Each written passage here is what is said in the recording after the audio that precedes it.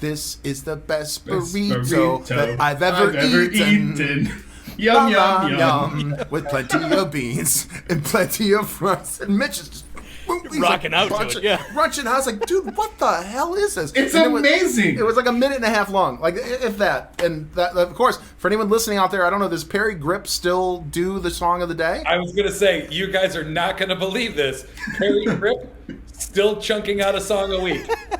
Song of the week. There's thousands of them, and at least I'd say at least half of them are still just bangers. Oh, I listen to them alone at home. If you have not experienced the magic of Breakfast Burrito, when we're done here, I want you to just leave here, go to YouTube, and just look up Perry Grip Breakfast Burrito. It will change your life, and also it changed Neuman's life. About burritos.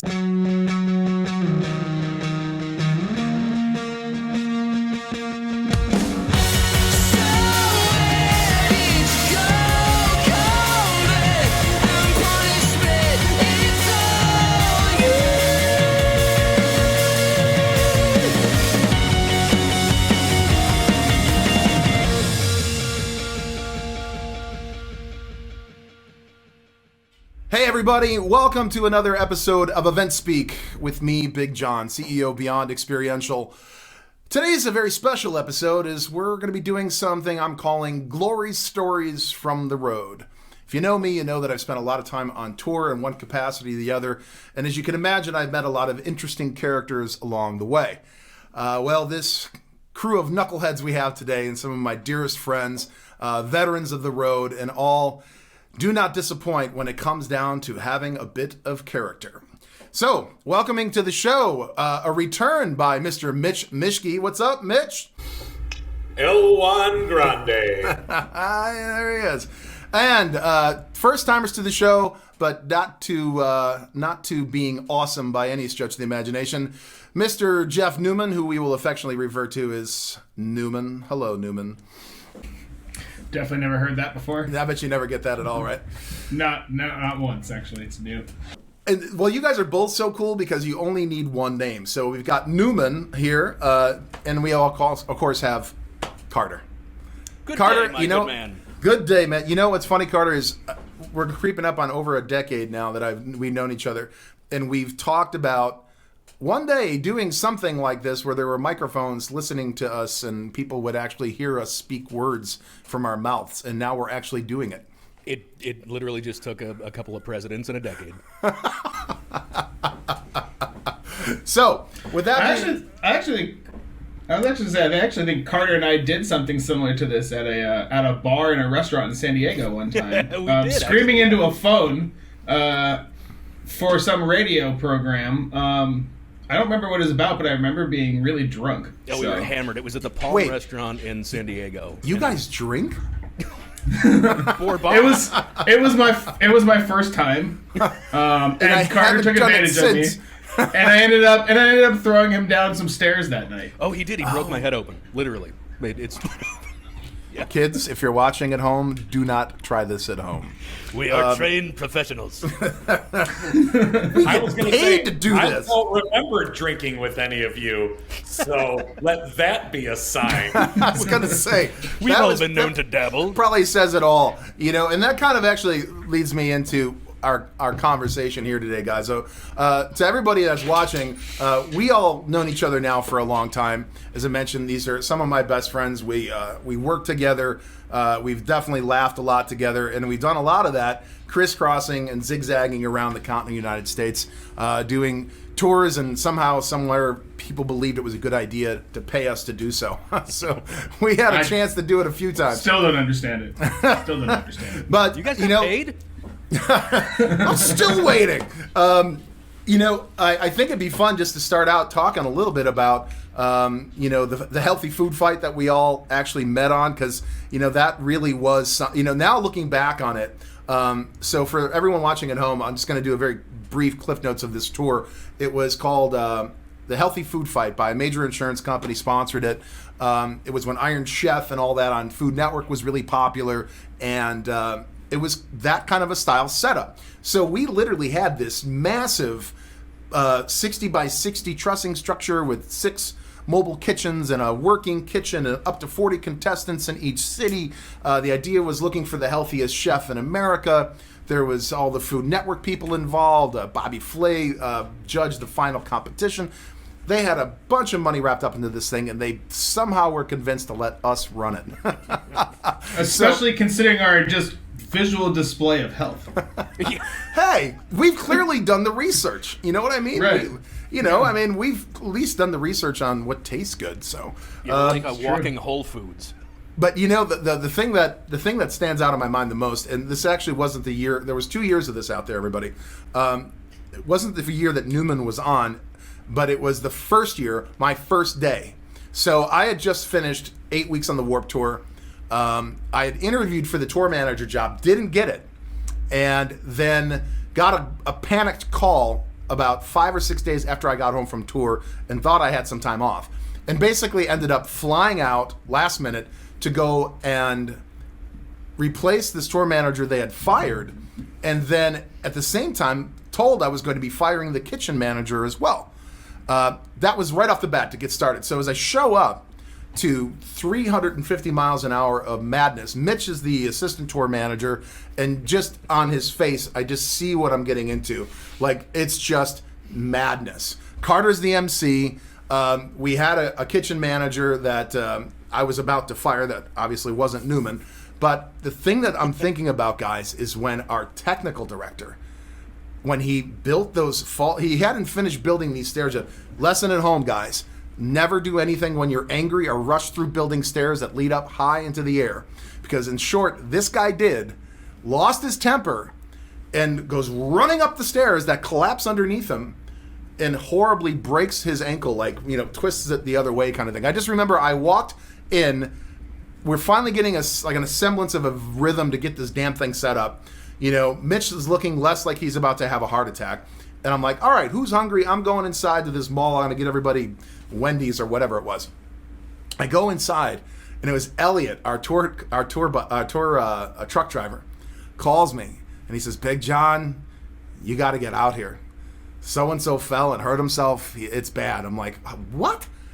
I walk outside, and I see all of you hovered over this fallen person. And all I could see was, let's say this is his foot, right? Let's say this is the bottom of his foot.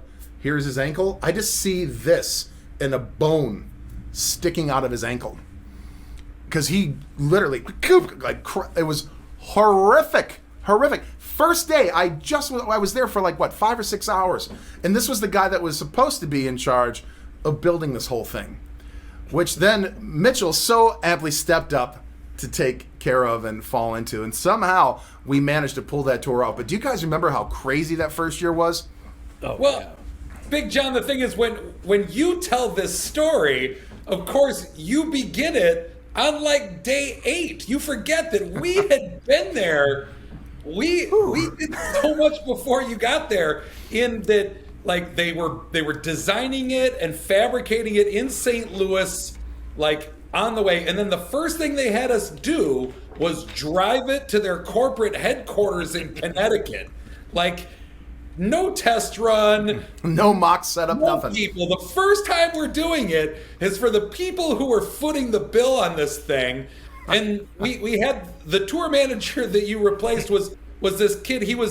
I don't know what was wrong with him. I'll tell you this. He was an absolute wizard on the telephone. He could get bank managers to hand over their personal bank account number to him over the telephone. But as soon as he walked in the door, he was utterly useless.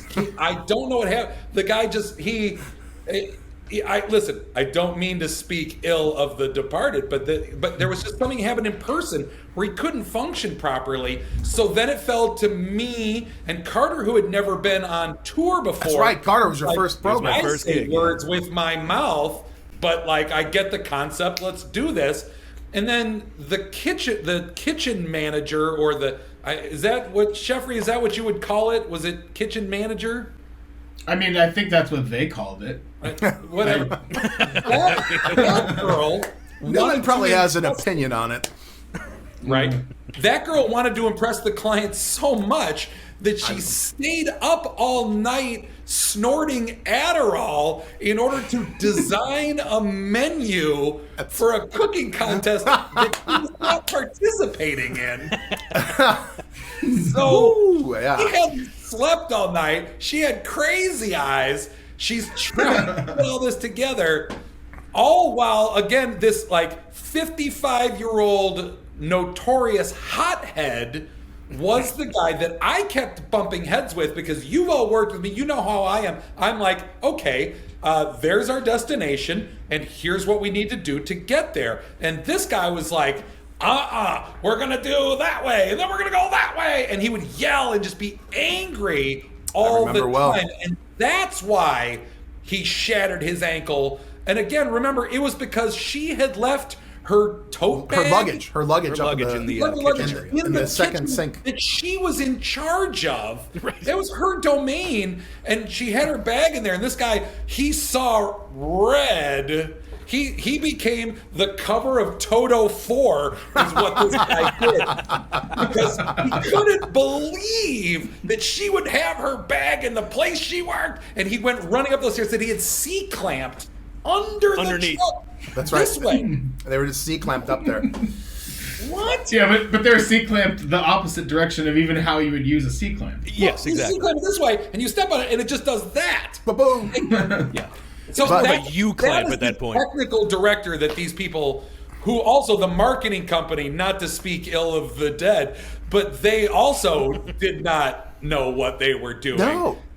But I'll tell you, when you came in and you saw that look on my face, I will tell you, if you've seen that scene in Spider-Man where he's holding the train, like he's, shot all the webs and he's trying to stop the train from going off the tracks, that was Mitch. That was Mitch. At this point in the tour, because I was so broke and I needed this job so bad, I'm like, I will keep it going. And I will finish my section of this by saying, when we had fired the tour manager like the day before, you were firing the kitchen manager, chef, cook, kitchen manager, and we lost our technical director. We still put on the show that next day. It still happened. Hey, I'll just say this. To segue into Neuman joining us a second year, it got renewed. Now, all the years you guys have been doing programs, I'm sure, and people at home can relate to this. You always hear, this is going to go for the next X amount of years. And 9 times out of 10, unless it's something in NASCAR or racing, it never really did. I think in the decade plus we've all been doing this, I think was, maybe the one tour that went 2 times, because by the end of that year, despite all the craziness you can imagine, with zero support from the agency, in fact, the producer, the account director, everybody left. So by the end of it, we didn't even know who to call when stuff was effed up. We're just like, I remember at one point, do you guys remember we're in San Diego, and I called the main number and got the operator. I was like, we're managing a tour for you guys.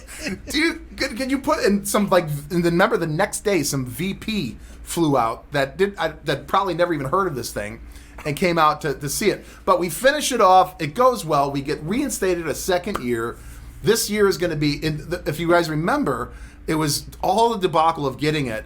But we get back the second year, and this year enters Neuman. Now, Neuman, you're a entertainment attorney and a cannabis attorney by trade now, but you have quite an extensive culinary background, correct? Yeah. I mean, once upon a time I fancied myself thinking that I could get a job anywhere in the world without papers, and that's what I did. So I cooked for a long time. Turns out somehow I was good at it, I guess. I don't know. Somehow good at it, and got a couple of better paying jobs, with some management things. I never really intended to be a chef, though, so to speak, so I ended up quitting so I could continue to tour and bartend like the rat degenerate that I was. I mean, I don't live in between walls now, so I don't know about the rat part, but I'm still, right. I mean, some things never change, right? And I remember, I was like Mitch was, when he got that first gig, that first healthy food fight, that first tour gig. I was flat piss broke. I had quit my job working for one of the, now he who shall not be named, one of the biggest chefs in the world at the time, one of the Iron Chefs, and I was completely piss broke, and I remember talking to my mom about how broke I was, and my mom did the whole like, oh, that's cute kind of thing. Maybe you shouldn't have quit your like decent job in a restaurant and running a $20 million restaurant in Vegas. Whatever. And I ended up finding just like, I think it was posted on like Craigslist or something, that they were looking for someone to manage a mobile kitchen on this thing. And I didn't have any tours coming up. Every band that I was in was broken up at that point. I was kind of just bartending graveyard in Las Vegas, which, for those uninitiated here, bars don't close in Vegas, so there's a graveyard bartender. I worked from 1 a.m. to 9 a.m. off a hotel about a block and a half away from the Palms Hotel in one of the worst neighborhoods in Vegas. Excellent. And that was a fun experience, but let's just say, when you're thinking of fun Vegas bartending jobs, that was not. And there were some nights, where, minimum wage in Vegas at the time, I think was $6 an hour or something like that. And there were some days where that was how much money I made. I found, I just like applied for this tour and had an interview actually that kind of looked just like this, only the people who were on the other end of it were these marketing executives in New York asking about food stuff. And I was quite confused about why they would be asking how a 3-compartment sink worked. Apparently, that was once I actually ended up getting the gig and going to this tour and seeing what was going on, I learned very quickly that this 3-compartment sink that you use for cleaning and sanitizing things was never properly used, and they were actually curious on how to properly do this. How to make it work. How to make it work. They're like, do you have to, is there like a clamp or something you got to use 3 sinks at the same time? I don't know. And then I walk in and, actually I think the first thing that happened, I was smoking a cigarette on my balcony at the time, and I get a phone call from Big John, who I had never met before, but had heard about from past tour exploits. He tries to, lay it on thick with the, hey, I run a tight ship here kind of thing, and, make me real big and bad and scared. And then we show up and it's, this cast of characters along with a different technical director who, for whatever he was, where is Adam when we need him, and that's how I came to this road show. But at that point it was, I'm not going to say a well-oiled machine because that would imply that you had oil, but it was a machine. It was a machine nonetheless. It existed. It wasn't well-oiled or anything, but we spit-shined that thing and off we were on that second year. It was the second year. I think it was better. It was a lot. It was, if you guys remember, we didn't go over the road in the RV. It was flying. We had an airplane. Out.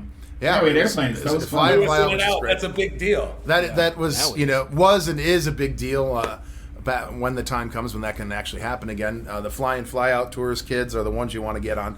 But I the thing that stood out to me the most was each of you guys really, Miss Nikki described you each the best. She's like, they're all shiny cartoon characters. And until you actually get to spend time with you people and get out on the road with you guys and do what we do, because literally when that tour, when you're flying essentially completely solo, like the second year there was a bit more attempt at management on the tour, but by far it was just us doing our thing out there. And I think I told the story off camera when thinking of Carter shaving with the rainwater running off the tent like 20 minutes before we go live because, we've been out all night drinking. And who has time to shave when, we can't even speak in full sentences at the time? Well, which was the truth. He's the talent. He's the talent. Carter's the talent. Because I remember you called me, Carter, at like 4 a.m. And at that point, I had passed out. And you were, in that kind of stigmatic, hey, buddy, I'm trying to figure this thing out here. And he was trying to tell me he's locked out of his hotel room. Yeah, but we weren't able we weren't able to get that far because that's just like, dude, what is it? He's like, I can't get in. I'm like, are you locked out of your room? Is that what you're trying to tell me? But such the life of a tour manager. But hey, clearly it worked because here we are all this time later. That was in 2010, 2011 for Neuman, and now we're a decade later. Neuman, I know that you did some rock and roll tours after that, but then made the switch over, got into law, and ended up becoming a lawyer. Mitch, you were out on the road with us with Amazon last year, and Carter, I know you and Mitch toured together for a long time, doing a big tour for I want to say Weber, right? Correct. Yep. How many years did you guys do that? Weber for a couple of years. I begged him for years to get me on that thing because you know me, I got that gypsy blood. I want to be out on the road. I want to be on the road right now. So if anybody's trying to put somebody on the road, I'll go. If you need, I'll just drive your car to Grandma's house. Mitch has I still to this day can't figure out why you just didn't get a CDL and become a truck driver. He does have a CDL. I have a CDL, He has a CDL. Right. and I am working on becoming a truck driver. Okay. I've got a couple of things I got to do, but as soon as that's actually, Yeah, I mean my you've driven a bus for a 150 person band that somehow fits everybody in that bus and. No, you know what? Can't I'm believe sorry. It's bad enough that they let him out on the road. They let people drive with him. That's frightening. Well, Dozens in fact. for the last 2 years, right here. You realize, Neuman, that you and I are in the same city right now.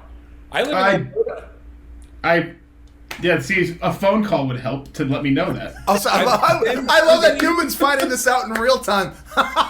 Oh, by the way, I moved to your city, buddy. But you're very much on my list of things to do. Mitch is always the illustrious one on the internet, so it's like I can track everybody's movements that I need to with the friendly social media, but Mitch doesn't play that game. And Mitch will make sure that you have no idea where he is until he wants you to know where he is. So. I chose happiness instead. It's way better. Because Mitch does this thing that still is kind of weird to me, but he calls on the phone. People still answer those? Wait. Did you guys? What is this? Did you guys know you're talking about? An app on your These phone. things actually, an app on your phone that you use your mouth to activate.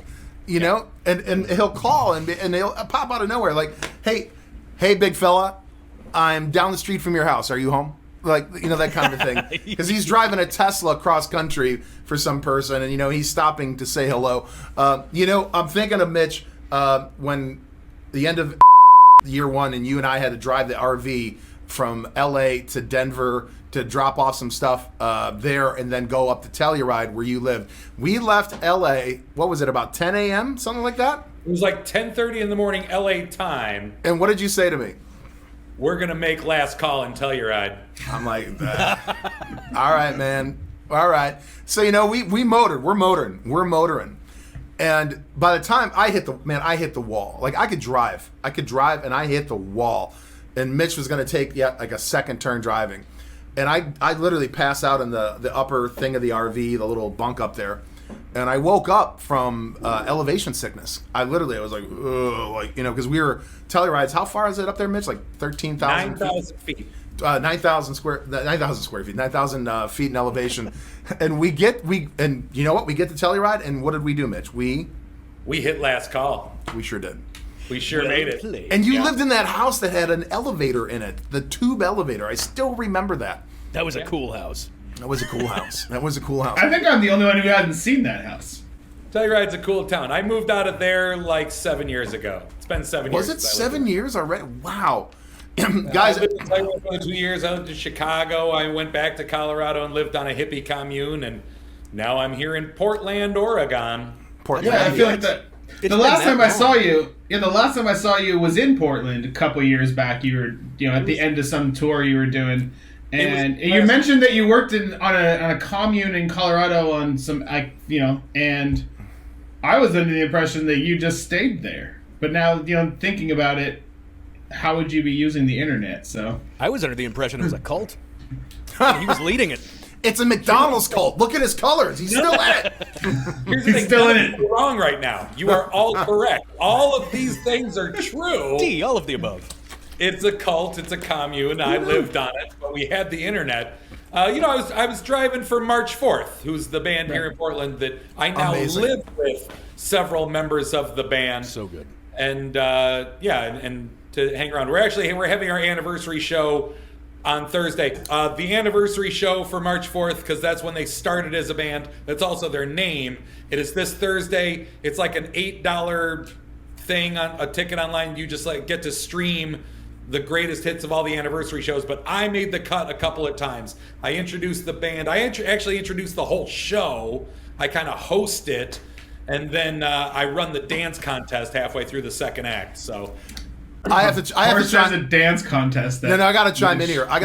Everyone at home, if you don't know who this band March 4th is, check them out, because I assure you, you've never seen anything like it. They came to Los Angeles at the Bootleg Theater, and Mitch invited us out. And literally, I walked in not knowing what to expect, and I saw a broken down version of the band. Remember, Carter, we all met up at the Salt Lake City Arts Festival a couple of years back. And, they were headlining that. They were headlining that, but this like fire breathers and acrobats and music and funk, and it was just like a marching band meets a funk band meets it was like Burning Man comes to life, but more. You know what I mean? That just really came into my head that at that particular show, Mitch introduced them in a Moon Man costume. He was in a Moon Man costume with a tiara on. You remember he had a tiara on? Yes. Yes, I did. It was so good. Spoiler alert, Mitch probably still has that outfit and wears it on a regular basis. I do. I believe he flies in it now, actually. Yeah. The tiara he was going to wear, but it actually shines too much on the screen. Kind of like my head. Listen, headdresses come and go, but silver spacesuits only come once in a lifetime. That's very true. That's very true. You know, Mitch, I remember that was something that struck me about you first when I met you, besides many things, was I was taking you to the airport, and you came out of the hotel, and you're like in a 3-piece suit, like dressed to the nines, and I'm like, dude, what are you doing? And he's like, well, Big John, some of us still treat flying like an occasion.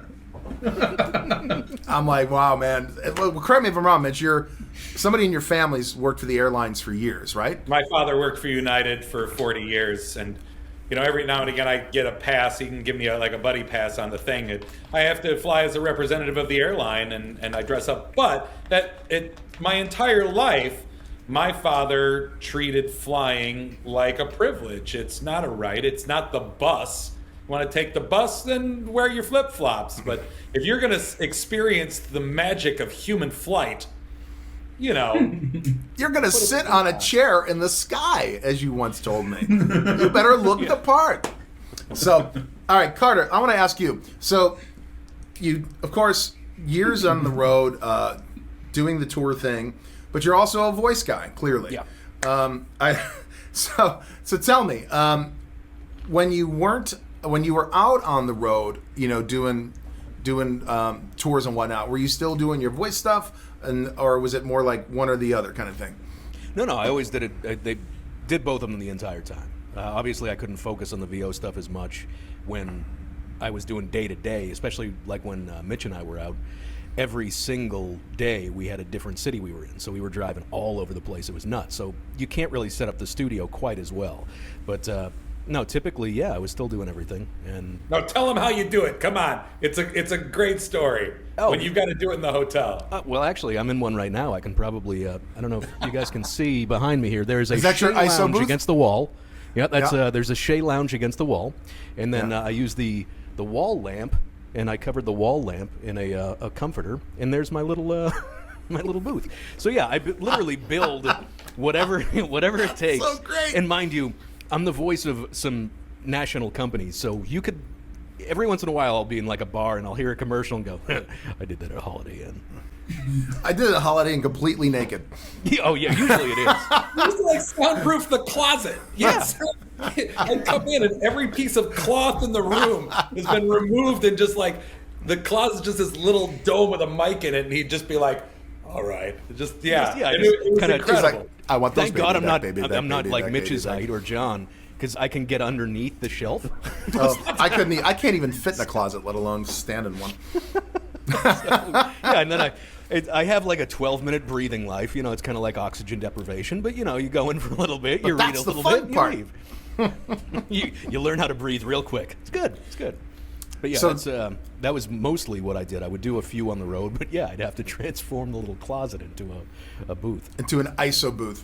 Yeah. So I guess now, guys, it's like here we sit in 2021. We're about a year anniversary of the pandemic. I think the conversation has shifted from like, what are we going to do to what's coming next? So my question would be for you guys is, well, Neuman doesn't apply to you since, well, that's not completely true. Because it's important to point out, guys, that not only is Neuman an attorney, he's also a musician and plays in a hardcore band, correct, Neuman? A hardcore band and more of a pop-oriented rock band, but What? What I did wouldn't that say happen? pop. When did you That's sell out, bro? He's Yeah. He's filling in for Hoppus and Blink right now. Hey, yeah. good guy.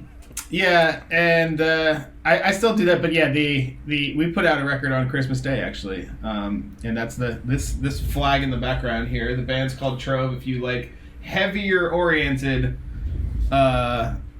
poppy sort Trope? of metalcore. Yeah, it's not hardcore, it's not metalcore, but it's not, it's not atmospheric. It's no Coldplay. It's got a little more girth to it, for lack of a better term. But Hey, like me.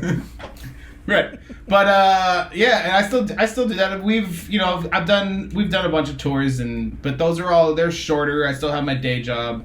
Who knows if I'll ever need to quit it, but I'm not holding my breath here that I'm pushing. You guys are all 160, but I'm still under 40, so I still have some life left in me. I but- just turned 40. All right. Right. I will say though that on that tour that we did together when I met all of you wonderful gentlemen, there's still something that'll never leave me to this day, and that is Mitch's little iPod selections of songs, and as you can see Carter's eyes light up. He has this famous last words of let's listen to the song of the day by Perry Grip. Perry Grip! And to this day, I have tortured every single human being that I have toured with for the last 10 years and done close to 1 million miles at this point with the sounds, usually between the hours of 7 and 11 in the morning, of Perry Grip. That's awesome. Oh, geez. And not only has not a single person loved it quite like I did, they've all heard it, and there's hundreds of people now who I get texts on a regular basis from every time Perry Grip will show up on their YouTube That's feed or amazing. something like that. With these, they have horror. Like, I have nightmares about this guy, and I bring that all back to that all happened because I met Mr. Mishke over here, and it was one of the crowning highlights of my life that I can now use to forever torture everyone that I'll ever meet. With. Wow. I still, I still have this image of Mitch driving the RV early in the morning, and he's getting his coffee and he's driving, and there's this, I don't know what it is. I just hear the song. This is the best burrito that I've ever eaten. Yum, yum, yum. With plenty of beans and plenty of fries. And Mitch is just he's Rocking out to it, yeah. Crunching. I was like, dude, what the hell is this? It's And amazing. It was like a minute and a half long, like if that. And that, of course, for anyone listening out there, I don't know, does Perry Grip still do the song of the day? I was gonna say, you guys are not gonna believe this. Perry Grip still chunking out a song a week. Still doing a song a week. Song of the week. Perry There's Grip. thousands of them, and at least I'd say at least half of them are still just bangers. Oh, I listen to them alone at home.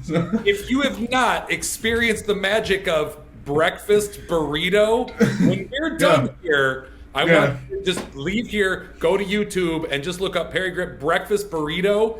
It will change your life, and also It changed Newman's when you life. think about burritos. But guys, you know what? This is actually really what's great about touring, and for anybody out there that's watching, that's been on the road or wants to get on the road, like it's these little things that really make those experiences, lifetime experiences. And hey, let's face it, for as much fun as we had, we worked our asses off. And when you're literally 6 feet underwater, like trying to figure out how the hell this is going to work, because you're completely out there on your own. and you somehow bring it together. I mean, it really is rock and roll. You know, for our friends out there in the industry where it's like the rock and roll attitude is the show must go on, that is definitely what we experienced out there on the road. Now, all right, with that being said, let's bring it over to Carter. Carter, so now with the pandemic starting to get into the rearview mirror, obviously that doesn't really affect your voice stuff. Do you have interest in going back on the road? Is that something you would consider? Or is it, are you retired as I am? It would depend. It would have to be an awesome. Like I did NASCAR for 3 years and I loved it. So if I had the opportunity to go out and do NASCAR again, I'd jump on that because that's legitimately fun, and it's also just a gigantic dysfunctional family, much like we are. So, fair enough. For the right opportunity, you might jump. You know, on a footnote, I did 1 year for Continental Tire for the IMSA racing circuit, which for those of you that know racing, I believe they're actually owned by NASCAR, but the way the races work is a bit different. But it was I could see you thriving in that atmosphere because you know it's driver interviews and what's happening down on the field and in the like it's like people go there, and until you stand there at that racetrack and you have cars flying by at 250 miles an hour and it takes your breath away and you feel like your heart pounding in your chest, it's like, wow, this is incredible. Like racing thing, that was another good example. Like this program had been going for 9 years. 9 years. They're like, oh yeah, this thing's been going forever. I go on the damn tour. Guess what? Last year they gave it to Michelin. I'm like, come on, man. So you actually changed the official tire of NASCAR. Congratulations. No, it's like people would be like, you're the tour killer. I'm like, don't say that. I think you're right, but don't say that. I do a good job, damn it. You should hire you in Vegas to be the cooler, you know? Hey, I said I was going out in April. John, I'm not going out in April. No, I'm not going. All right, Mishke. I know that you mentioned a minute ago you're thinking of getting your Class A CDL to drive over the road, which I couldn't imagine anybody better suited for that than you. But are you going to get back out with March 4th?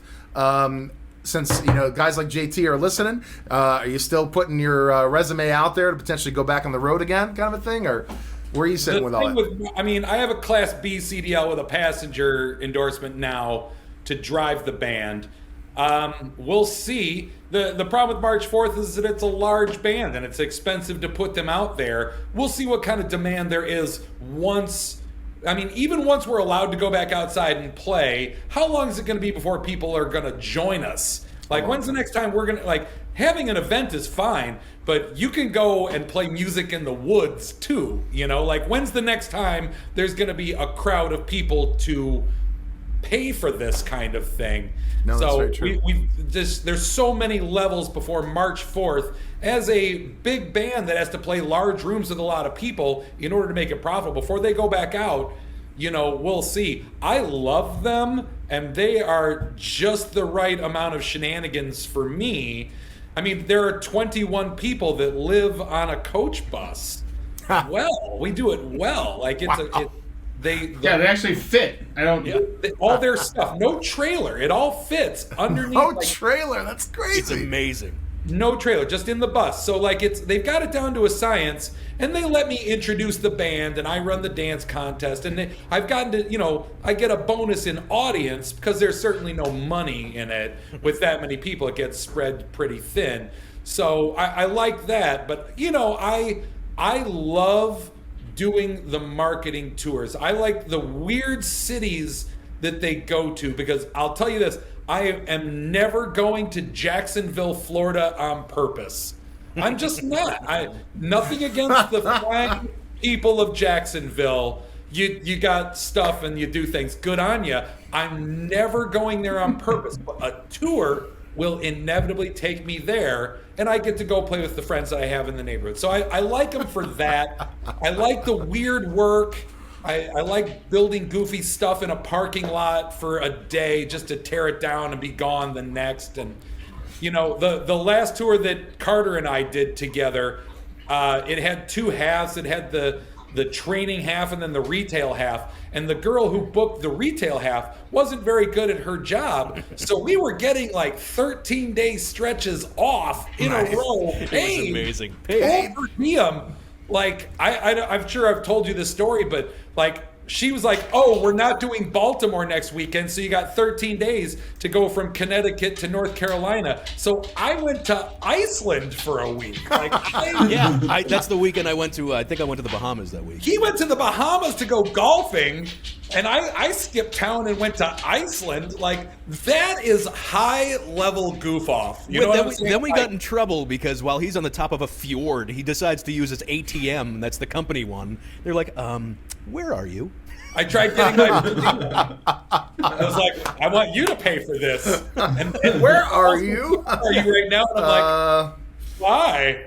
Yeah. Iceland? Where's the truck? I'm like, it's fine. She's like, maybe you go take care of the truck. I'm like, okay, I'll go take care of the truck now. And so I had a plan. I was going to go to Spain because a buddy of mine was a tour manager on Neil Young's European tour. I was going to go see Neil Young in Madrid, then go up to Berlin for a couple of nights and hang out with a friend from Colorado before I went back and made it right on time to North Carolina. So I had to cut that short. But I'll tell you this, it happened again the next week. We did the North Carolina shows. She's like, oh, I didn't get the permits for, Atlanta. So we're going, we're skipping down to Orlando. And I'm like, cool. So I went to Aruba. We were going everywhere. It was fantastic. That was the best part of that. So, and there's no other potential for that kind of thing except for one of these weird marketing tours. Rock and roll either fills in the dates or you just do something else. No, it's a complete, absolutely. With day after day after day. With rock and roll, it's like 3 days on, day off. 4 days on, 2 days off. But I'm sure anybody that's watching that's ever done 22 days on, 1 day off. You can absolutely find yourself slammed with work where you're barely coming up for air, Warped Tour style. And then there's times where it's like you do an event and you got a week or two off.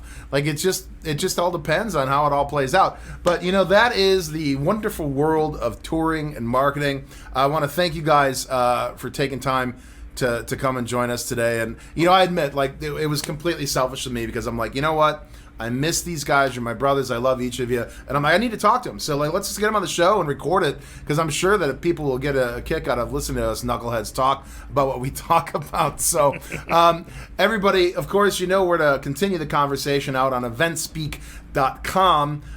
Signing off from Los Angeles and wishing everyone out there love and light, and reminding you all to take care of yourselves and each other. I'm Big John. This is EventSpeak. We'll see you next time. Boys, thank you so much for joining us. Thanks, John. Love you. Love you too, man.